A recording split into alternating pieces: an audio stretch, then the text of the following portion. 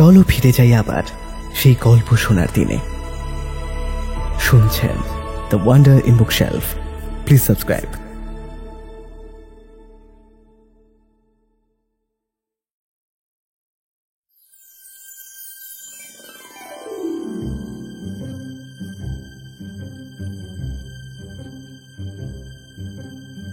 গল্পের দেশে আপনাদের নিয়ে যেতে আমরা আবার তৈরি। বিচিত্র এই দেশ রোমাঞ্চ এবং রহস্যে ভরা। সাহিত্যের এক বিপুল সম্ভার নিয়ে আমাদের বিশেষ প্রয়াস দ্য ওয়ান্ডার ইন বুকশেলফ। থাকবে বাংলা ও বিশ্ব সাহিত্যের ঝুলি থেকে বাছাই করা কিছু গল্প। আর আমাদের আজকের গল্প শিবরাম চক্রবর্তীর লেখা হর্ষবর্ধন ও গোবর্ধনের পরপর 3টি গল্প, গোফের জ্বালায় হর্ষবর্ধন, চোর ধরল গোবর্ধন এবং গোবর্ধনের প্রাপ্তি যোগ। আজকের গল্পের বিভিন্ন চরিত্রে শুভ ও সমৃদ্ধি, গল্পের আর্টওয়ার্কে রূপ, স্ক্রিপ্টিং এ নার্গিস লায়লা, সমগ্র পরিচালনায় আমি সমৃদ্ধি ও শুভ। শুরু হচ্ছে হর্ষবর্ধন ও গোবর্ধনের 3টি কাহিনী।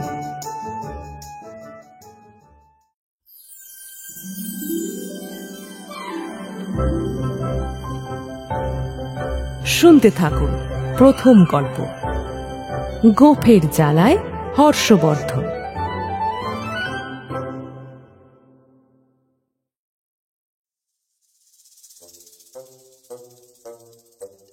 হর্ষবর্ধন স্টিমার পার্টি দিয়েছিলেন। তিনি তার ভাই শ্রীমান গোবর্ধন চন্দর, তস্য বৌদি শ্রীমতী হর্ষবর্ধন, আর সেই সঙ্গে আমি, আমার বোন ইতু, ইতুর কাজিন রত্নরা, তাদের বন্ধু আর বান্ধবীরা সহযাত্রী। একটা মাঝারি সাইজের স্টিম লঞ্চ ভাড়া করে গঙ্গাসাগরের মোহনা অবধি পাড়ি দেবার মতলব ছিল আমাদের। না, কিছুই হলো না জীবনে। লঞ্চে উঠেই কথাখানা বলে উঠলেন হর্ষবর্ধন। মোহনায় পৌঁছানোর আগেই তার এই মোহভঙ্গ আমাদের সকলকে অবাক করে দিল। গোবর্ধন বললেন, কেন এই যে স্টিমার পার্টি হলো এখন, কতদিনের স্বাদ ছিল আমাদের, কই আফসোস মিল তো? আমি বললাম, আরে আমার জীবনে এই তো প্রথম স্টিম লঞ্চে চাপলাম। এর আগে অবশ্য স্টিমারে, মানে বড় স্টিমারে চেপেছি, সেই সেকালের পদ্মার পাড়ি দেবার কালে, কিন্তু এই স্টিম লঞ্চে স্টিমার পার্টি এই প্রথম ভাই। আর আমিও তো চেপেছিলাম বাজরায় একবার। আমাদের কথার মাঝখানে শ্রীমতী ইতুর বজ্রাঘাত হলো। ওদিকে হর্ষবর্ধন আবার বললেন, অনেক কিছুই পাওয়া হয়নি জীবনে, এখনো বিস্তর পাওনা বাকি। হ্যাঁ সেটা জানি, টাকা ধার দিলে চট করে ফেরত পাওয়া যায় না, মার খায় টাকাটা। বলতে বলতে আমি নিজের প্রতি যেন বাঁকা চোখে তাকাই, আবার বলি, কিন্তু যার নাকি অঢেল টাকা তো আপনার কাছে ঠেলার মতোই, আর আমার কাছেও সেটা পরের টাকা হয়। পরদ্রব্য লোস্ট্রবৎ বলে গেছেন না ওই চাণক্য ঋষি। আরে আপনি কি ধার দিয়ে পাবার আশা রাখেন, আবার ফেরত চান আবার আপনার টাকা? চান যদি তো বন্ধুর সঙ্গে ঐক্যটা যাবে এবং এটাও পাবেন না। অবশ্য চাণক্য এই কথা না বললেও এখন ঐক্য চান না টাকা, সেই কথাটা একটু ভেবে বলুন। ইতুর প্রশ্নে এবার হর্ষবর্ধন বললেন, আরে সে কথাই নয়, টাকায় কি হয়? জীবনে সব কিছু কি পাওয়া যায় টাকায়? আরে টাকা দিয়ে কি নাম টাম হয়? টাকা দিয়ে? হ্যাঁ, ওই ওই টাকা দিয়ে তো বদনাম হতে পারে, সেই টাকা ফেরত চাইলে। তা সেটা কি একরকমের নাম হওয়া নয় নাকি দাদা? হ্যাঁ, আরে দূর দূর সেই রকম নাম নয় রে গোবরা। আরে খবরের কাগজে নাম বেরোতে হয় সেই রকম নামের কথা বলছি। টাকা দিয়ে কি খবরের কাগজে নাম বেরোয়? খবরের কাগজে নাম করতে হলে তো খবর হতে হয় আগে। কি খবর না খাবার? কাকে খাওয়াতে হবে, সম্পাদককে না তোমায়? আরে না ইতু, খাবার নয় খবরই। যিনি খবর হবেন তার নামেই কাগজ বেরোবে এমনিতেই, তিনি না চাইলেও। কি বুঝলি? তাহলে কি করে খবর হওয়া যায়? মনে করুন কুকুর যদি আপনাকে কামড়ায় সেটা কোনো খবরই নয়, কিন্তু আপনি যদি কোনো কুকুরকে কামড়ান তবে কিন্তু সেটা বিখ্যাত খবর। কিন্তু এখন কুকুর আমি কোথায় পাই? কোনো কুকুর তা না হয়নি স্টিমারটায়। আনা হয়েছে, এসেওছে বোধহয়। কুকুর, বাদুর, ভালুক সবাই এসেছে। ওপর উপর থেকে ঠাউর পাওয়া যাচ্ছে না, তারা সবাই ছদ্মবেশে আছে, ভোল পাল্টে রয়েছে কিনা এর ভেতরে। তা আপনি কি করে টের পাবেন? ইয়ে মানে এই আমার বোনটাও না এই ভালুক বলেই তো আমার প্রতি কটাক্ষ করলো কিনা কে জানে।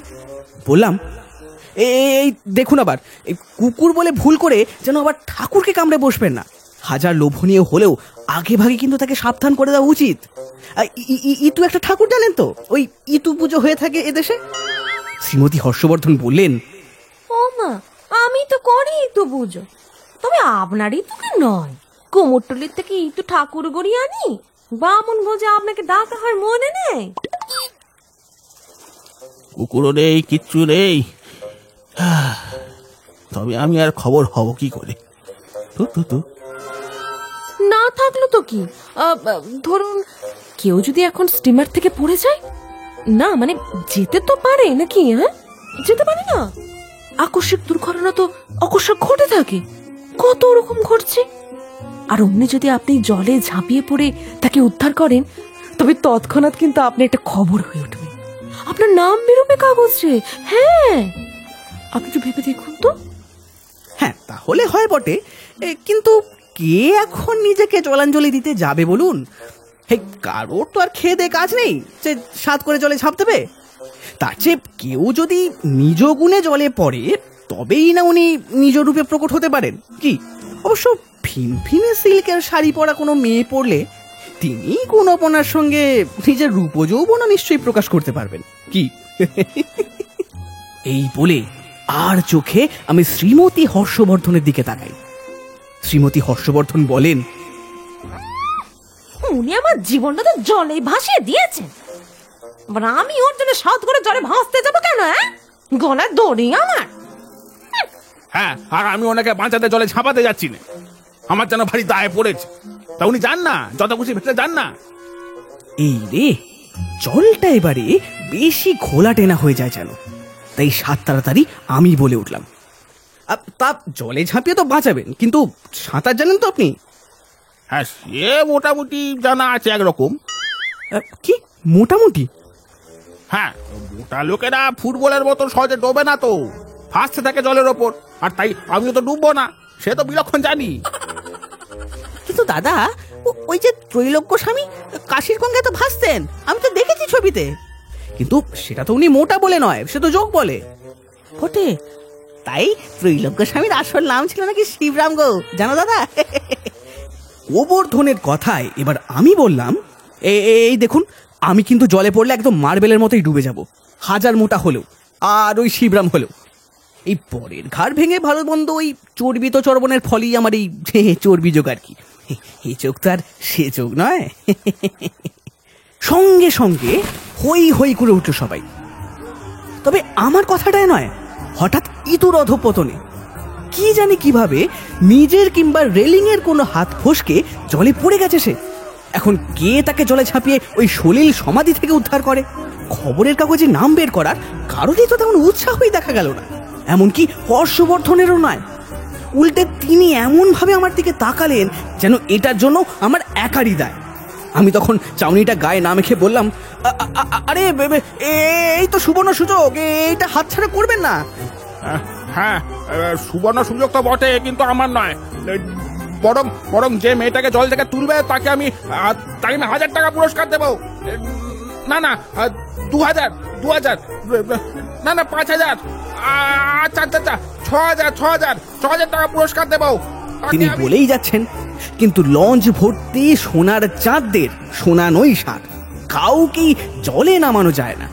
এবার খাঁটি সোনা কেউ নয় বলেই বোধহয় সবার মুখেই কেমন একটা গিল্টি গিল্টি ছাপ। সবাই চুপচাপ। 6000 কেউ নাই? আচ্ছা বেশ, 7000। বলতে না বলতেই ছপাং করে তিনি নিজেই জলে ঝাঁপ দিয়ে দিলেন। এবার ইতু কিন্তু ভালোই সাঁতার জানে, সে অবলীলায় জল কাটছিল। আর হর্ষবর্ধনও পড়েও কিন্তু ডুবলেন না, ফুটবলের মতোই সেইখানেই ভেসে রইলেন। ঠিক যা বলেছিলেন একদম তাই। হর্ষবর্ধনকে ঘিরে তার চারপাশে সাঁতার কাটতে লাগলো এবার ইতু, ঘুরে ফিরে নানান ভঙ্গিমায়। খানিক বাদেই দেখা গেল ইতুকে লেজে বেঁধে তিনি ফিরে এসেছেন, এবং এসে ফিরেছেন লঞ্চের কিনারায়। সঙ্গে সঙ্গেই দড়ির মই ফেলে দুজনকেই টেনে তোলা হলো সেই স্টিমারের ওপরে ওই জল থেকে। ক্যামেরা ছিল কয়েকজনের কাছে, তারা চটপট করে ছবি তুলে নিল। আমি বললাম, আপনার সচিত্র ছবি তো ছাপা হবে, এবারে বার হবে তো খবর কাগজেই, অভিনন্দন। ইতুও খুশি হয়ে হর্ষবর্ধনকে বলল, তাহলে যে নাম তুমি নাকি চাইছিলে দাদা, হলো তো এবার? হ্যাঁ, আর কি বলো?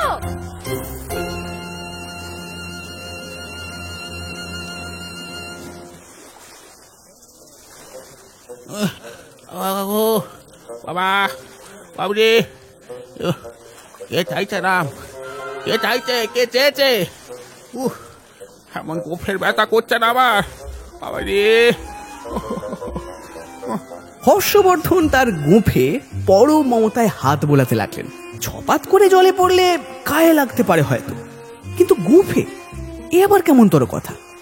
গোফটা এমন টাটিয়েছে না আমার, ও বাবারে। তা বলি কে আমাকে ধাক্কা মেরে জলে ফেলে দিয়েছিল শুনে? হ্যাঁ, কে?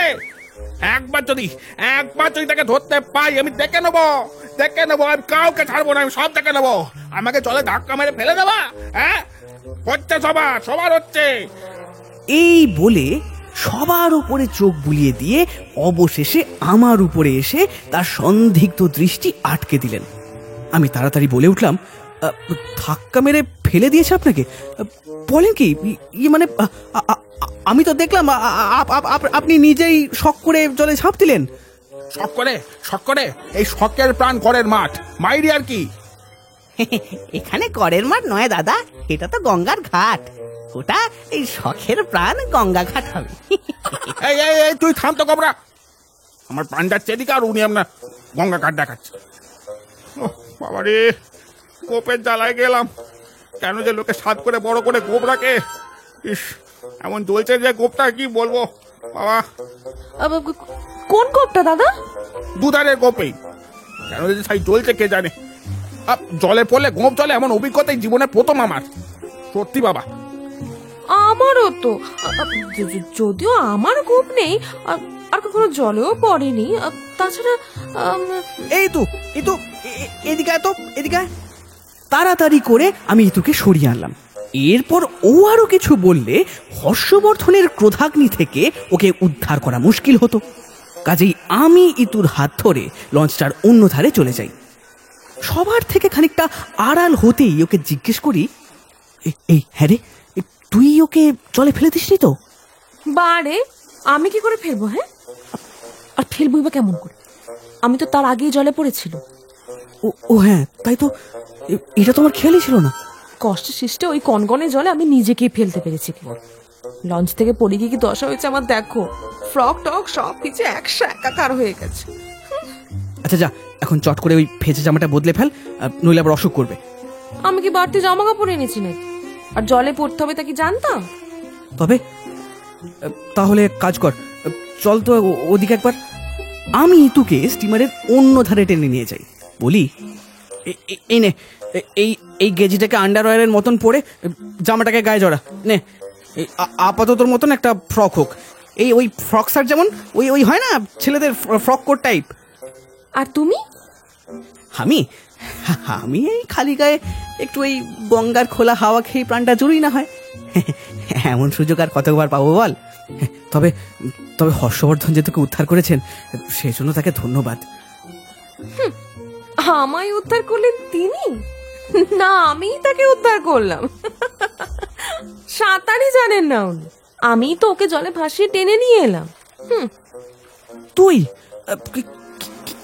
কি করে আনলি ওই লাশটাকে? কি করে আবার? ওর গোফ ধরে। হাতের কাছে ধরবার মতো কিছুই পেলাম না তো। আর ভাগ্যি সোনার অমন ডাগর গোপ ছিল, তাই রক্ষে।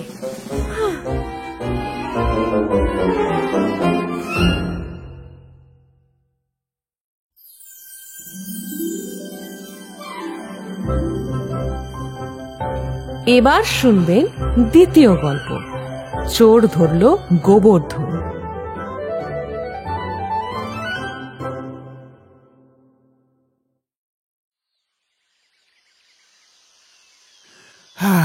না, বিজ্ঞাপনে কাজ হয় সত্যি। হর্ষবর্ধন এসে ধপ করে বসলেন আমার ডেক চেয়ারে। এক বুক হাঁপ ছেড়ে বললেন কথাটা। আমি বললাম, হ্যাঁ, কথাটা আপনার যেমন বিজ্ঞানসম্মত তেমন বিজ্ঞাপনসম্মত বটে। আরে সেদিন আপনাকে দিয়ে আনন্দবাজারে বার করার জন্য সেই বিজ্ঞাপনটা লিখে নিয়ে গেলুম না। হ্যাঁ হ্যাঁ, মনে আছে আমার। ওই তো রাতের পাহারা দেওয়ার জন্য লোক চাই, সেটা তো। আর আমাদের কাঠের কারখানায় রোজের বিক্রি বাট্টার বহু টাকা পড়ে থাকে ক্যাশ বাক্সে, বুঝলেন কিনা। এবার বাড়ি নিয়ে আসা তো সম্ভব নয়। পরদিন সেই টাকা সোজা গিয়ে জমা পড়ে ব্যাংকে। আর এই কারণে রাতে টাকাটা আগলাবার জন্যই কারখানায় থাকবার একজন সুদক্ষ লোক চেয়েছিলাম আমরা। ওই তো রাতের 4 প্রহর পাহারা দেওয়ার জন্য সুদক্ষ এক প্রহরী, বেশ মনে আছে। আরে আমি তো লিখে দিলাম কপিটা। তা ফল কিছু পেয়েছেন নাকি বিজ্ঞাপনটা দিয়ে? সে ফল পেয়েছি বই কি, আর সেই কথাটা জানাতেই তো আপনার কাছে ছুটে আসা। দাদার সঙ্গে ভাই গোবর্ধন এসেছিলেন। বুঝলাম রীতিমতন প্রতিফল পাওয়া গেছে বলা যায়। জিজ্ঞেস করলাম, তা কটা সারা এলো? আপাতত তো এই একটাই। আর ওই একটাতেই সারা পড়ে গেছে, সারা চেতলায়। কি বলো দাদা, হ্যাঁ ঠিক কিনা? 2 ইঞ্চির বিজ্ঞাপনে ধরুন 200 টাকা। তা নিক, তাতে দুঃখ নেই। সে 2 ইঞ্চির বা দাম দেয় কে? 200 টাকার বিজ্ঞাপন দিলে অন্তত 200 গুণ লাভ তো হয়ই কারবারে। তা নইলে লোকে দেয় কেন? এখানেও বেশ লাভ হয়েছে লোকটার, 200 গুণেরও ঢের বেশি। প্রায় 600 গুণ, তাই না দাদা? এই 60,000 টাকার মতোই তো ছিল না বাক্সটা? প্রায় 80,000-এর কাছাকাছি, বিলকুল ফাঁক। 80,000 টাকা হলে কত হয় গো? বলতে বলতে আঙুল দিয়ে আকাশের গায়ে পার্সেন্টের একটা আঁক কষতে থাকেন গোবর্ধন। এদিকে আমি আমার সামান্য বুদ্ধির আঁকশি দিয়ে ওদের হিসেবে নাগাল পাই না। তাই জিজ্ঞেস করলাম দাদাকে, বিলকুল ফাঁক তার মানে? মানে কাল সকালের কাগজে বিজ্ঞাপনটা বেরোনো না আমাদের, আর কাল রাত্রি কারখানায় শীত কেটে চোর ঢুকে সমস্ত টাকা নিয়ে সরে পড়েছে। আজ কারখানা খুলতে গিয়ে দেখি ক্যাশ বাক্স পুরো ভাঙা। বলেন কি? তা পুলিশে খবর দিয়েছেন? আরে পুলিশে খবর দিয়ে কি হবে, আমাদেরই পাকড়ে নিয়ে যাবে থানায়। এইসা টানা হেঁচকা লাগাবে যে বাপ দাগ ছাড়তে হবে। এখন নিজেদের কারবার দেখবো নাকি থানা পুলিশ করব? আর তাছাড়া ওরা যা চোর ধরবে সে আমার জানা আছে বিলক্ষণ। আরে আমি তো চোর ধরতে পারি, কিন্তু দাদা তো আমাকে ধরতেই দিচ্ছে না। হ্যাঁ, বললেই হলো চোর ধরবো। আরে ওদের কাছে ছোড়াছুরি থাকে না, ধরতে গেলেই তো ছুরি বসিয়ে দেবে একবার ঘ্যাচাং করে, ছুরি ফাঁসিয়ে দেবে এক কথায়। হ্যাঁ, তোর মতো নাবালক একটা ছোড়াকে ওই ছুরির মুখে ঠেলে দিতে পারি কখনো? আমার কোনো জ্ঞান গুম্মি নাই। দাদা আমি কিন্তু অক্লেশে চোর ধরে দিতাম, কোনো ছোড়াছুরির মধ্যে না গিয়ে সির্ফ গোয়েন্দাগিরি করেই, এই বলে দিচ্ছি। তা কি করে ধরতিস? এই মাটি ধরি। আমি কৌতূহলী হয়ে প্রশ্ন করলাম, ওই মাটিতে বুঝি পায়ের ছাপ পড়েছে নাকি চোরের? কিন্তু কারখানার মাটিতে পায়ের দাগ রেখে গেল চোরেরা, মানে নিজের কবর নিজেই খুঁড়ে গেছে। দাগ না হাতির মাথা, সিগারেট কি বিড়ি ছাই অব্দি একটু ফেলে যায়নি। তা কি নিয়ে গোয়েন্দাগিরিটা করবি শুনি? আরে দাদা, এ মাটি কারখানার মাটি নয়। কথাই বলে না, ওই মাটিতে পড়ে লোক ওঠে তাই ধরে। সেই মাটি ধরেই আমি চোর ধরবো। হ্যাঁ, আরে বিজ্ঞাপনটা দিয়ে মাটি হয়ে যেত, ওই মাটি দিয়েই আমি কাজ হাসিল করব। হ্যাঁ, বলাই বাহুল্য, গোবর্ধনের এহনো কথার রহস্যের কোনো থই আমি পাই না। এমনকি ওর দাদাও তখন থ হয়ে থাকেন, কিন্তু পর মুহূর্তেই আমার নীরবতা ভেঙে ঝাঁঝিয়ে ওঠেন তিনি। হ্যাঁ হ্যাঁ, চোর ধরবে গোবরা, তাহলেই হয়েছে। তা তখন ধরলো না কেন? এর আগেও তো আমাদের জিনিস চুরি হয়েছিল। সে কি এর আগেও গেছে আবার? সে আমি তো চুরি গেছিলাম। এই তোমার জিনিস নাকি বৌদির জিনিস না? তুমি কি তোমার নিজের জিনিস নিজস্ব? আরে ওই হলো কেন, তুই কি চুরি যাসনি আমার সঙ্গে? তুইও তো আমার জিনিস, আমি তোর অভিভাবক না? তখন চোর ধরতে কি হয়েছিল তো? আমার মনের মধ্যে তখন কৌতূহল উপচে পড়ছে। জিজ্ঞেস করলাম, তারপর চোরের হাত থেকে উদ্ধার পেলেন কি করে? কেমন করে মানুষ উদ্ধার পায়? চুরির দোন বাটপাড়িতে যায়, শোনেননি? তারপর চোরের হাত থেকে বাটপাড়ের হাতে গিয়ে বললাম আমরা, আর কি। বটে, তা শেষমেশ উদ্ধার পেলেন তো? যদিও বা পেতেই হবে উদ্ধার শেষ পর্যন্ত। এ তো গোয়েন্দা কাহিনীর দস্তুর। তা উদ্ধার করলো কেটা? ডাকাত এসে পড়লো শেষটায়, আর ডাকাত আসতে দেখেই তো বাটপার ব্যাটা একবারে দৌড়। সে কি, আবার এর মধ্যে টাকা তো এসে পড়েছিল? আরে হ্যাঁ, ওর বৌদি বাপের বাড়ি থেকে ফিরে যেই না দোরগোড়ায় এসে হাঁক ডাক শুরু করেছে, তাই না শুনে নিচে উঁকি মেরে দেখেই না সেই বাত মারটা সঙ্গে সঙ্গে উদাও, খিড়কি দোর দিয়ে শটাং ভোঁ।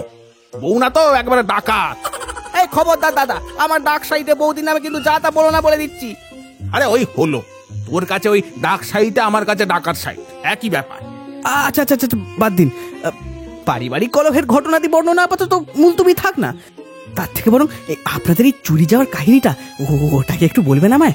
আসলে সেবারের আপনাদের ওই যুদ্ধে যাওয়ার গল্পটা বলেছিলেন, তাই লিখে 2 পয়সা পেয়েছিলাম আর কি। এবার এটার থেকেও যদি সে বলবো আপনাকে এক সময়। আরে কারখানার জন্য এখন একটা লোহার সিন্ধুক কিনতে যাচ্ছি, বুঝলেন তো। ওই চোর বাবাজি আবার ঘুরে এলেও বাঁচাদনের পক্ষে সেটা ভাঙা সহজ হবে না, বুঝলেন কিনা।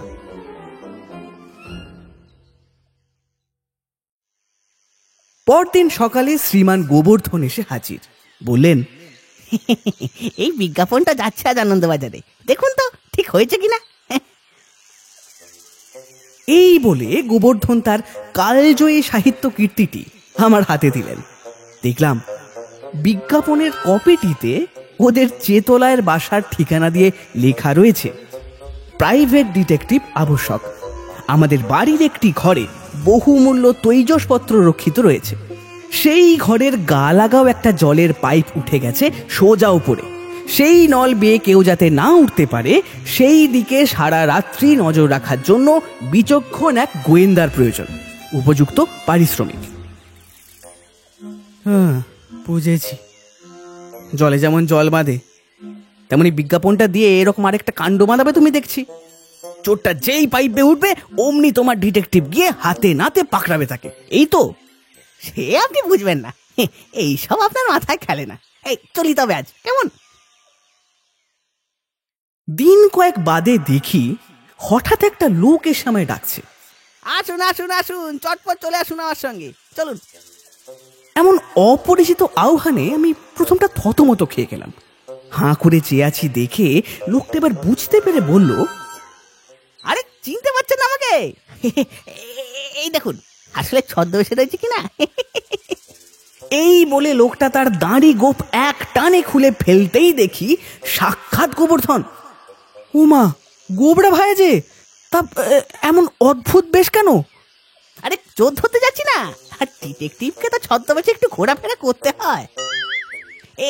এই যে আপনার জন্য একখানা দাড়ি গোপ এনেছি, পরে নিন তো চট করে। নিন। আমি আমি আমি এবার পড়বো কেন? আরে আপনাকেও তো ছদ্মবেশ ধারণ করতে হবে। আরে আপনি তো আপনার সাগরেতেই যাত্রায়। ব্রেকের যেমন স্মিথ, বিমলের যেমন কুমার, তেমনি আমার সমযোগী গোয়েন্দা যখন, তখন আপনাকেও। আরে তুমি পড়লেই তো হবে, আমাকে আর নিতে হবে না ছদ্মবেশ। আর এমনিতেই দাড়িওয়ালা লোকের ছায়া আমি মারাইনি, এ তো সবাই জানে। তোমার সঙ্গে ঘুরলে কেউ আর আমায় আমি বলে সন্দেহ করবে না আবার আলাদা করে। তাহলে চলে আসুন চটপট, এই ফাঁকে চেতলার বাজারটা ঘুরে আসি একবার। আরে দাদাও তো আবার বাজার করতে বেরিয়েছেন কিনা এখন, পাছে আমায় চিনতে পারেন। সেটাও একটাই ছদ্মবেশ ধারণের কারণ, বুঝলেন কিনা। আর কথা না বাড়িয়ে বেরোলাম ওর সঙ্গে। বাজারের মুদিখানাগুলোর পাশ দিয়ে যাবার সময় হঠাৎ একটা লোককে জাপটে ধরে এবার চেঁচিয়ে উঠল গোবরা, কোনো দোষই করেনি লোকটা। মুদির দোকানে তেজপাতার দর কষাকষি করছিল কেবল, এই যা। এমন সময় গোবরা ছাপিয়ে পড়েছে তার ঘাড়ে। সে যে কি খারাপ লাগলো আমার, কি বলবো। লোকটা ওইদিকে বাবারে মারে বলে হাঁক পাড়তে লাগলো, আর গোবরা ওদিকে দাদা গো বৌদি গো বলে চেঁচাতে থাকে। এবার কাছেই কোথাও বুঝি বাজার করছিল দাদা হর্ষবর্ধন। ভাইয়ের হাঁকটাকে শটান এসে হাজির হলেন। আরে কি হয়েছে, কি এমন ষাঁড়ের মধ্যে চেঁচাচ্ছিস কেন, কি হয়েছে? আরে পাকড়াছি তোমার চোরকে, এই নাও ধরো। লোকটা তখন হর্ষবর্ধনের পা জড়িয়ে ধরে একেবারে হাউমাউ করে বলে উঠল, বাবু, আমাকে পুলিশে দেবেননি। এই সেই দিনই আমি 2 বছর কেটে বেরিয়েছি, এবার গেলে আমাকে 6 বছরের জন্য ঠেলে দেবে জেলে। দোয়াই বাবু। বেশ দেবো না পুলিশে, এখন বের করে দাও। তোমার কাছে আমাদের মালপত্র যা আছে বের করে দাও। কোবরার হম্বিতম্বিতে লোকটা কৃতজ্ঞতা সুরে বলল, সব বার করে দেবো বাবু, সব বার করে দেবো। আপনি চলুন, চলুন আমাদের সাথে, চলুন। এই বলে লোকটা আমাদের সঙ্গে করে নিয়ে তার বস্তির কুঠুরিতে গেল। হর্ষবর্ধনের ৮০,০০০ টাকার নোটের বান্ডিল। আর আমাদের আমাদের তৈজসপত্র সেগুলো কোথায় গেল? ওই যে কোনায় ধরার আছে বাবু, নিয়ে যান দয়া করে, সব নিয়ে যান।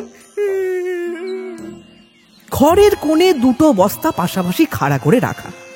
এদিকে গিয়ে এগিয়ে গিয়ে উঁকি মেরে দেখি, আরে এই কি তোমার? হ্যাঁ, এই তো তৈজসপত্র। আরে তেজপাতাকে সাধু ভাষায় কি বলে তাহলে? তৈজসপত্র বলে না? আরে লেখক মানুষকে আপনি বাংলাটাই জানেন না ছাই। অবাক করলো গোবর্ধন। কি বলেও? বাঙালি লেখক হতে হলে আবার বাংলা ভাষা জানতে হয় নাকি? আশ্চর্য।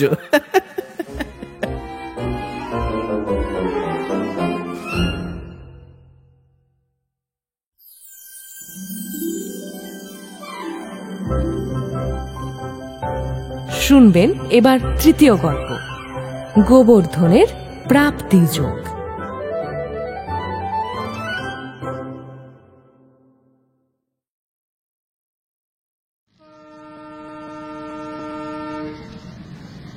কি যেন একটা কাজে ভাইকে ল্যাজে বেঁধে হর্ষবর্ধনকে যেতে হয়েছিল হাওড়া স্টেশনে। যেতেই এবারে নোটিশটা নজরে পড়লো তার। এর আগে কখনো চোখে পড়েনি ওটা। দেখ দেখ, দেখেছিস? আরে আরে ও গোবরা, নোটিশ কেন দেখ না। কি দেখবো? আরে বিজ্ঞাপনই তো, ওটা আবার পড়বার কি আছে? অনেক কিছু। স্কুলের লেখাপড়া কি শেখায়? হ্যাঁ, দুনিয়ার হালচাল জানা যায় কিছু? কিচ্ছু না। যা কিছু শেখার এসব বিজ্ঞাপন দেখেই। এর থেকে কত কিছু জানা যায় বল দেখি। এই তুমি দেখো দাদা, তুমি শেখো, তুমি দেখো, তুমি শিখলেই হবে। কথাখানা বলে বিজ্ঞাপন সহ বিজ্ঞ আপন দাদাকেও যেন এক ফুঁয়ে উড়িয়ে দিতে চায় গোবর্ধন। কাল ওটা না দেখেই যা শিক্ষা লাভ হয়েছে আমার। আগে দেখলে কাজ দিত, এখন খালি হাহুতাশ করা। কথাটা হেঁয়ালির মতন লাগে যেন গোবরার। জানতে চায়, কেন বলো তো দাদা, কি হয়েছিল কাল? আরে আমাদের ঠাকুর মশাই দেশে গেল না কাল, তার টিকিট কাটতে গেছিলাম শিয়ালদায়। তখন যদি সামনে বিজ্ঞাপনটা আমার চোখে পড়তো। তুমি তো অবাক করলে দাদা। শিয়ালদায় গিয়ে তুমি হাওড়ার বিজ্ঞাপন দেখতে চাও? তাই কি কখনো হতে পারে? আরে যতই তোমার দূরদৃষ্টি থাক দাদা, সেও কি সম্ভব? এই যে দেখছি তুমি ইতিহাস আর ভূগোলের মধ্যে একদম গন্ডগোল লাগিয়ে দেবে গো। সেই তো দূরদৃষ্টি আমার, তবে আর বলছি কি। তবে শোন, গতকালের পুরো ঘটনাটা বলছি। সেখানেও টিকিটের ঘরের সামনে ঠিক এই রকম একটা ভিড় ছিল, বুঝলি কিনা? এখানকার মতোই একটা লম্বা লাইন। এবার আমি কোনো মতে সেই কিউ এর ভিড়ে গিয়ে ভিড়লাম। এবার ঠিক এমন সময় একটা লোক আমার দিকে এগিয়ে এসে বলল, আরে আপনি মোটা মানুষ, এই ভিতরে গিয়ে খামোকা কষ্ট করবেন কেন? আরে আমায় দিন, আমি আপনার টিকিট কেটে দিচ্ছি। আরে নিজের টিকিট তো কাটতেই হবে আমাকে, আমি তো এই লাইনে দাঁড়াতেই যাচ্ছিল। দিন আমাকে দিয়ে দিন। প্রস্তাবটা নিতান্ত মন্দ নয় দেখে আমি আমার হাতের টিকিটের টাকাটা তাকে দিলাম। তারপরে নিশ্চিন্ত হয়ে যায়নি, কিন্তু একেবারে কড়া নজর রেখেছিলাম তার উপর। ঠিকই লোকটা ধীরে ধীরে এগোচ্ছে। এবার কিউ এর লেজ ছড়িয়ে গেছে অনেক দূর। সেই লেজ ধরে এগিয়ে চলেছে লোকটা। বুঝলি গোবরা, লাইনের লেজ মুড়ো দুদিকের কোনো দিক থেকে আমি একবারের জন্যও চোখ সরাইনি। হ্যাঁ, কিন্তু মাঝখান থেকে লেজ খেলে কোথায় যে লোপাট হলো, লোকটার কোনো পাত্তাই পাওয়া গেল না রে। চোখের নিমেষে একদম ফুস হাওয়া। এই বলে হর্ষবর্ধন আবার সেই বিজ্ঞাপনটার উপর নজর দেন। সেখানে স্পষ্টাক্ষরে লেখা জল জল করছে, চোর জুয়াচোর পকেটমার নিকটেই রহিয়াছে সাবধান। হর্ষবর্ধন এবার কতকটা সন্দিগ্ধ দৃষ্টিতে ভাইয়ের দিকে তাকিয়ে বললেন, এর মানে বুঝলি এবার? এবারে বুঝলাম। কিন্তু তাই বলে তুমি এমন সন্দেহ ভরে আমাকে তাকাচ্ছ যে আমি তোমার কাছেই আছি বটে, কিন্তু কিন্তু এই আমি কিন্তু কোনো চোর ছাচর নই, এই স্পষ্ট বলে দিচ্ছি কিন্তু। হ্যাঁ, সে কথা কি আমি বলেছি? চোরামি ঠকামি করতে বুদ্ধি লাগে, তেমন বুদ্ধি তোর ঘটে কই? আর সেই জন্যই তো আমার এত ভয়। এই শহরের চতুর্দিকেই তো বদলোক, গলিতে গলিতে, পোস্ট অফিসে, স্টেশনে ওর তার হাড়ে হাড়ে বদমাইশি। কেউ না কেউ গায়ে পড়ে তোমার মানি অর্ডার করে দিতে চাইবে, আর স্টেশনে গেলে তো কথাই নাই। সেখানে যত লোক টিকিট কেনার তালে ঘুরছে তাদের বেশিরভাগই টিকিট কেনার পাত্র না। ওই রকম হাব ভাব দেখাচ্ছে বটে, কিন্তু কেউ তার নিজের টিকিট কিনবে না। পরের টিকিট কিনে দেওয়ার জন্য যেন ওঁত পেতে বসে রয়েছে। সব এক একটা আস্ত জোচ্চোর, বুঝলি কিনা, সব জোচ্চোর। তাদের একটাকে কাটলে দুখানা বদমাস বেরোয়। এখানে যত ঘাগি, যত ঘুঘু, যত আনাড়িদের শিকার করার জন্য ফিকিরে ফিকিরে ঘুরছে, তাই খুব সাবধান, এই বলে দিলুম। হ্যাঁ, এই শহর খুব খারাপ জায়গা। হ্যাঁ। গোবর্ধনের মনে হলো কথাগুলো বলতে বলতে দাদার মুখখানা এমন ধারা বেজার হয়ে গেছে যে তাকে এখন হর্ষবর্ধন না বলে বিমর্ষবর্ধন বললে বরং ঠিকঠাক মানানসই হয়। দাদাকে আশ্বাসিত করবার সুরে সে বলল, আরে তুমি কিছু ভেবো না দাদা, কেউ আমাকে ঠকাতেই পারবে না। আরে আমিও তো বড় সহজ পাত্র নই গো। হ্যাঁ, পারবে না তো দাদাকে, দাদার বাপকে, দাদার বাপের বাপকে, সবাইকে পেলে ওরা ঠকিয়ে ছাড়বে। আরে তোর চেয়ে বড় বড় ওস্তাদকে ঘায়েল করেছে রীতিমতন, চড়িয়ে নিয়ে বেড়াচ্ছে ওরা দিন দিন। হ্যাঁ, আরে তাই করেই তো বেঁচে আছে ওরা, ওটাই তো রুজি রোজগার। আবার বলে কিনা ঠেকাতে পারবে না। পারদ পক্ষে ওরা কত রকম ভাবে লোক ঠকাতে পারে হর্ষবর্ধন তার কতগুলো দৃষ্টান্ত এনে একে একে খাড়া করতে থাকেন। এরপর কেমন করে চকচকে পেতলকে সোনা বলে চালাতে আসে, রাস্তায় কুড়িয়ে পাওয়া অমন সোনা দানাকে বোকা বানিয়ে লোককে গছাতে চায়, রাস্তার মোড়ে মোড়ে দাঁড়িয়ে 10 টাকার নোটকে চোখের পলকে ডাবল করে দেখিয়ে দেয়, 3খানা তাস ফুটপাতে বিছিয়ে কত রকমের কেরামতি যে করে, সেই ক্যারামতুল্লাদের হরেক রকমের রোমাঞ্চকর কাণ্ড কারখানাগুলো তিনি কাহিনী পরম্পরায় বর্ণনা করে যান একে একে, যার এক বর্ণ নাকি মিথ্যে নয়। এই জন্যই মা বলেছিল জানো তো আমায়, কোবরা রে তুই যাস নে কলকাতায়, সেখান থেকে ধরে নিয়ে আসে এইখানে আসে, আমাদের এই আসামে এনে আসামের চা বাগানের মতো চালিয়ে দেয় নাকি অচল টাকার মতন। তোর মা তো সব জানে, আমার কথা শোন। হ্যাঁ, মিথ্যে বলবো না, সে দিত আগে বটে, চাটা খাইয়ে বাগিয়ে নিয়ে চা বাগানে চালান দিত। তারপর চা বাগিচায় জন্ম বোর খাটো, খাও চা বাগাও আর খেটে মরো। কিন্তু সেসব অনেক আগের কথা, এখনকার এসব দৈত্যবাবু তেমন নয়। এরা আবার তাদের উপর দিয়ে যায়, বুঝলি। এরা একেবারে তোকে আস্ত গিলবে, তারপর আবার আস্ত রেখেই তোকে বের করে দেবে, কিন্তু তুই তোর ভেতর ফোঁপড়া হয়ে যাবি। তোকে একেবারে অন্তঃশ্বাস শূন্য করে দেবে, বুঝলি, অন্তঃশ্বাস শূন্য। ওই ওই ওই গজভুক্ত কপি তো দেখেছিস? দেখিসনি না? সে অবশ্য আমিও দেখিনি, তবে শুনেছি গজরার ওই সে ভারী ভয়ানক, দেখলে নাকি লোকে বিড়মি খায়। সব জোচ্চেরা তোকে ঠিক সেই রকম কপিত্ব করে দেবে। হ্যাঁ, কপির চেয়েও তা খারাপ নাকি তাই বানিয়ে দেবে তোকে। কোথাও তোকে চালান না দিয়েই তোর যা কিছু আছে সব আমদানি করে নেবে, আর তুই টেরটিও পাবি না। আর যদি পাস তো পাবি অনেক পরে, তখন আর কি লাভ বল পে? হ্যাঁ, তখন তো সব চলে গেছে। তাই বলছি খুব সাবধানে থাকবি, খুব। দাদার মুখখানা এক গাদা প্রশ্নপত্র নিয়ে দেখা দেয়, যার কোনো সদুত্তর গোবর্ধনের মুখে জোগায় না। কিন্তু দাদার বলার পর থেকে দিনগুলো এমন ভয়ে ভয়ে কাটতে লাগলো যে রাস্তায় বেরোলে গোবর্ধন এখন ভয়ে ভয়ে হাঁটে, দেখে দেখে পা ফেলে। কি জানি কোনো আধুনিক ঠগিকে সে ভুলে মারিয়ে বসলো কিনা। সতর্ক দৃষ্টি মেলে চারধারে তাকিয়ে চলে, ওই জাতীয় কিছু তার পিছু নিয়েছে কিনা। কারোর সঙ্গে বড় একটা কথা হওয়ার সাহসও তার আর হয় না আজকাল। এমনকি পার্কে পার্কে যেসব স্ট্যাচু সে দেখতে পায় তাদেরও যেন সে ঠিক বিশ্বাস করতে পারে না। তাদের কাছেও ফিস ফিস করতে তার ভয় হয়। আর প্রতিদিন বাড়ি এসে দাদার কাছে তার নিরাপদ ভ্রমণ বৃত্তান্ত ব্যক্ত করতে হয়। ঠগ জোচ্চোর দূরে থাক, পুলিশ পাহারাদারওয়ালা পর্যন্ত এড়িয়ে সন্দেহজনক সব কিছু পাশ কাটিয়ে কেমন করে সে ফিরে এসেছে সবই তার রোমাঞ্চকর ফিরিস্তি। ঠগেদের ঠোক্কর খাওয়া দূরে থাক, কাউকে একটুখানি ঠোকরাতে অবধি দেয়নি সে। সব কিছু ভালোই চলছিল, কিন্তু একদিন ভারী কৌলে পড়লো কোবরা। বেড়াতে বেরিয়ে ফেরার সময় মোড় ভুল করে রাস্তা গুলিয়ে ফেললো সে। কাউকে ডেকে যে জিজ্ঞেস করে পথের নিশানা চেনে নেবে সে ভরসা তার হয় না। সে পথ হারিয়েছে, কেউ টের পেল তার রক্ষে নেই। মা বলেছে চা বাগানের কথা, আর দাদা বলেছেন টাকা বাগানোর ব্যাপার। দুটো কথাই বলতে গেলে এক, আর সমান ভয়াবহ। বানানের সামান্য হেরফের মাত্র। কে জানে তা বানানের এই তারতম্যে বোকা বানানোর তো কোনো ব্যতিক্রম হবে না। কে জানে আশেপাশেই হয়তো কোনো আধুনিক ঠক ওত পেরে বসে আছে, সুযোগ পেলেই বেচারি গোবরাকে একেবারে লুটে নেবে। সারা বিকেলটা এসে এই পথে ও পথে কতই না ঘোরাঘুরি করে কাটালো, তবু নিজের পথের কোনো কিনারা সে কোথাও খুঁজে পেল না। হঠাৎ তার কেমন যেন একটা খটকা লাগলো। মনে হচ্ছে কেউ যেন তার পিছু নিয়েছে। গোবর্ধন এবার ফিরে পিছনে দেখল।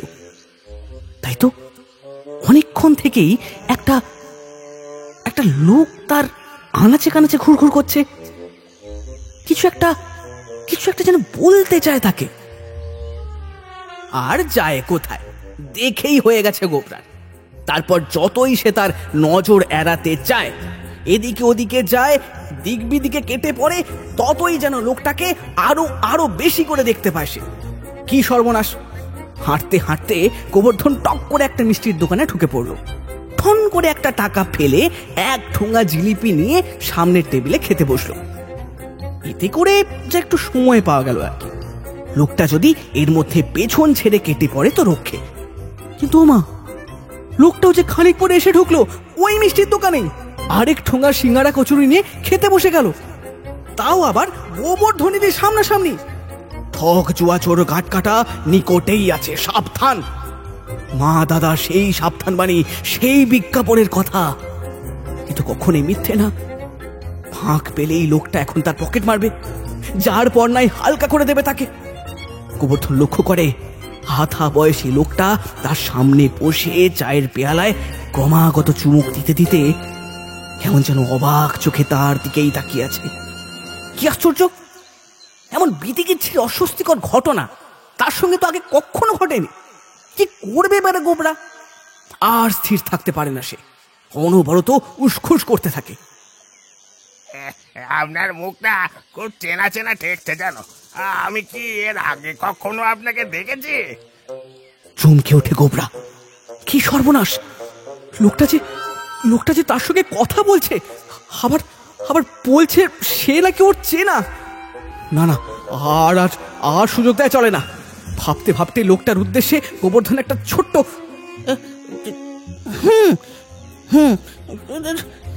বলেই দুম করে উঠে পড়ে, আর এক ছুটে বেরিয়ে যায় দোকান থেকে। আর মনে মনে বলতে থাকে, যতই বলো বাছাধন, আগে আমায় দেখেছো, কিন্তু তোমার এই পোড়া মুখ আমি অন্তত এই জন্মে কখনো দেখিনি। তবে তবে না দেখেও চিনতে পেরেছি তোমাকে। তুমি হচ্ছ আস্ত একটি। তা তুমি যাই হও ভাই, আর বেশি চেনাচিনিতে কাজ নেই আমার। হাড়ে হাড়ে আর চিনতে চাই না তোমায়। নমস্কার। যত তাড়াতাড়ি হয় গোবর্ধন দূরে সরে যেতে চায়, কিন্তু কি আশ্চর্য, লোকটা আবার তার কাছাকাছি এসে পড়েছে, ছায়ার মতন তাকে অনুসরণ করছে। গোবরা নিরুপায় হয়ে একটা পার্কের চারধারে 3 চক্কর মেরে ভিতরে ঢুকে একটা বেঞ্চির ওপর বসে পড়ে। তারপরেই খেয়াল করে লোকটিও তার পাশে এসে বসে সেই বেঞ্চেই। রাস্তার এত ভিড়ের মধ্যে সেধিয়ে গিয়ে সে এত করে হারিয়ে যেতে চেষ্টা করছে, তবুও লোকটার দৃষ্টি এড়ানো যাচ্ছে না। বৃথা বৃথা বৃথা বৃথার দুশ্চিন্তা। আর কিছু না ভেবে অসহায়ের মতো সেই বেঞ্চিতেই জড়সড় সব হয়ে সে বসে থাকে। উপায় নেই, কি আর করবে। লোকটা আবার কথা বলছে, গোবর্ধনকেই বলছে। এবারে তার গলাটা বেশ দৃঢ়, বেশ কঠিন শোনাচ্ছে। আপনাকে চিনতে ভুল করিনি ছোট বাবু। আরে আপনি তো মিত্তির বাড়ির ছেলে, কলকাতায় কে না আপনাকে চেনে। আরে দেখবা মাত্রই আপনাকে চিনতে পেরেছি বাবু। ও বাবা, লোকটি যে নিতান্তই শত্রুপক্ষের তা তো আর বুঝতে বাকি থাকে না গোবরার। লোকটা আবার বলে, আরে স্বর্গীয় দিগম্বর মিত্তার ছেলে তো আপনি। আরে আমি একেবারে ঠিক চিনেছি আপনাকে। আপনি সম্বোধনে সে একটু খুশি হলেও আপনি পেতে যাওয়ার সম্বন্ধটা তার মোটেই ভালো লাগে না। এতক্ষণ ধরে তাই তো ভাবছিলাম, কেন এমন চেনা চেনা ঠেকছে আপনাকে। চিনতে পারলাম এতক্ষণে। আপনাদের সে রাস্তায় সেদিন গেছি, তখনই তো দেখেছি আপনাকে। এই তো বেশি দিনের কথা নয়। না মানে আপনার কোথাও ভুল, মানে আমি সে না। গোবর্ধন যতই না করুক, লোকটা তার আপত্তিকে আমল না দিয়ে আরো নানান কথা বলতে থাকে। তা আমার প্রস্তাবটা কি আপনি এর মধ্যে বিবেচনা করে দেখেছেন? মানে আপনার ওই বেলতলার বাড়িটা আমি কিনতে চেয়েছিলাম, আপনি বলেছিলেন ভেবে চিন্তে দেখে আমায় পরে জানাবেন। আশা করি এখন আর আপনার কোনো অমত নেই, কি বলেন? গোবর্ধন বলতে চায়, আমি তো বললাম মশাই, আমি উক্ত চন্দ্রবিন্দু দিগম্বরের কোনো দিগন্তেই যে সে নই, কিন্তু লোকটা যেভাবে তাকে সেই পরিচয়ই প্রতিষ্ঠা করতে মরিয়া, বেচারা গোবরা আর কোনো কথাই বলতে পারলো না। না না না, আপনার কোনো আপত্তি কিন্তু আমি শুনবো না, মোটে একদম না। আমি এক্ষুনি কথাটার একটা নিষ্পত্তি কিন্তু চাই। এই নিন 500 টাকা ধরুন, আমার বায়না স্বরূপ এইটাই আপাতত দিচ্ছি আপনাকে। এই না না না না না, হাত নাড়লে কিন্তু হবে না, কোনো কথা শুনছি না আপনার। বাড়িটার ওপর ভারী ঝোঁক আমার গিয়ে নিন, বুঝছেন তো? অমত করবেন না দাদা, অমত করবেন না। না হয় 1000 টাকাই বায়না নিন না, তারপর তো দাম দর যা হয় হবে। আরে বিক্রি করবার সময় চুকিয়ে দেবো আপনাকে। এখন সেই 1000 টাকাই আমার কাছে আছে, দয়া করে টাকাটা নিন। কথাটা এখনই পাকাপাকি হয়ে যায়। এই যে। এই বলে ভদ্রলোক কোনো ওজোর না শুনে এক প্রকার জোর করেই 1 তাড়া নোট গোবর্ধনের হাতে গুঁজে দেয়। পাছে দিগম্বর তনয় মত বদলে না ফেলে সেই ভয়ে তক্ষুনি সেখান থেকে এক ছুটে পার্কের গেট থেকে বেরিয়ে হাওয়া হয়ে যায়। এবার কিছুক্ষণ কোবরা হাঁ করে বসে থাকে, তারপর অন্য মনস্কের মতো চলতে চলতে একসময় নিজের বাড়ির দরজায় গিয়ে সে পৌঁছায়। এদিকে হাঁ করে বসেছিলেন হর্ষবর্ধনও গোবরার প্রতীক্ষায়। হারিয়ে গেল নাকি ছেলেটা, নাকি কোনো ছেলে ধরার পাল্লায় পড়ে গেল? প্রায় ওকে খরচ লিখতেই যাচ্ছিলেন, এমন সময় ভাতৃবর এসে হাজির। এই যে, কোথায় ছিলি এতক্ষণ? একটু ওই ব্যবসা বাণিজ্য করছিলাম আর কি। ব্যবসা বাণিজ্য? তোকে বারবার বারণ করে দিয়েছি না কোনো ধরি বাজার পাল্লায় পড়তে যাসনি? তত সব মোড়ল লোক ছেলে ছোকরা দেখলেই ব্যবসা বাণিজ্যের নাম করে ফাঁক ফেলে, ফাঁক ফোকরা দিয়ে টাকা আদায় করে এখানে। শেয়ার বেচার কেরামতি দেখিয়ে লাটে তুলে দেয় কোম্পানি, পই পই করে বলিনি তোকে? তা সত্ত্বেও সাত করে তুই আবার তার খপ করে পড়তে গিয়েছিস। তা কত টাকা ঠকিয়ে এলি শুনি? 500 টাকা খরচা গেল। খরচা চাইনি তেমন, এই বরং কিছু গুছিয়ে দিয়ে গেছে আমার, ঠকিনি বিশেষ। তবে দাদা একটা কথা বলবো, এই ঠকার চেয়ে না এই ঠকানোটা বড় বেশি শক্ত, জানো তো? এই জ্ঞানটা আমার হয়েছে এইমাত্র। আমি আমার বেলতলার বাড়িখানা বেচে, না মানে বেচিনি ঠিক, এখন ওই বেচার বায়না, বেশি নয়, এই 1000 খানেক নিয়ে এসেছি, এই দেখো। এই বলে ফ্যানের হাওয়ার ঘরের ভেতরে নোটের ছুরি ওড়ায় গোবরা। শেষটা তুই আমার ভাইয়ের মতো ভাই হয়ে, স্বর্গত শ্রীমত পৌণ্ডবর্ধনের পুত্র হয়ে, বর্ধন বংশের সন্তান হয়ে কিনা ঠক চরলি লোক ঠকাতে শুরু করলি শেষটায় গোবরা। ভুরি ভুরি নোট তখন হর্ষবর্ধনের চোখের ওপর উড়ি উড়ি, আর তার নিজের চোখ ভুরুর পরিকাঠে। একটা চোর, জুয়া চোর যে তার এত নিকটে, এমন কাছাকাছি, একেবারে একেবারে বংশের মধ্যে এসে পড়বে, এ যেন তিনি ভাবতেও পারেন। তাই সেই ধারণাতীত দৃশ্য অবধারণ করে হিমশিম খাচ্ছেন এখন। আমি ঠকিয়েছি কিনা বলতে পারি না ঠিক, তবে আমি তো লোকটাকে না ঠকাতেই চেয়েছিলাম, যথেষ্ট চেষ্টা করেছিলাম গো দাদা। এমনকি কথাও বলেছিলাম দিগম্বর মিত্তিরের কোনো পুরুষের আমি কেউ নই, কিন্তু লোকটা আমার কোনো কথা কানেই নিল না। তো আমি কি করব বলো দাদা?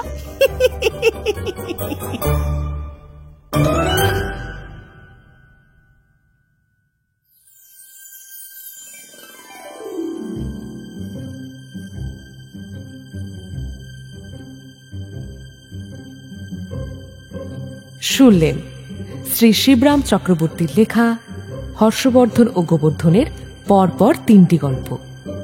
আজকের গল্পের বিভিন্ন চরিত্রে শুভ ও সমৃদ্ধি, গল্পের আর্ট ওয়ার্কে রূপ, ভিডিও এডিটিং ও স্পেশাল এফেক্টসে মলয়, সাউন্ড ডিজাইনে শুভ, স্ক্রিপ্টিংয়ে নার্গিস লায়লা, সমগ্র পরিচালনায় সমৃদ্ধি ও শুভ। আজকের গল্পটি শুনে ভালো লেগে থাকলে আপনারা লাইক ও শেয়ার করুন এবং আমাদের চ্যানেলকে সাবস্ক্রাইব করুন। আপনাদের বিভিন্ন মতামত আপনারা কমেন্ট করেও আমাদের জানান। ফিরে আসবো পরের সপ্তাহে আবার এক রোমাঞ্চকর গল্প নিয়ে। শুনতে থাকুন দ্য ওয়ান্ডার ইন বুকশেলফ।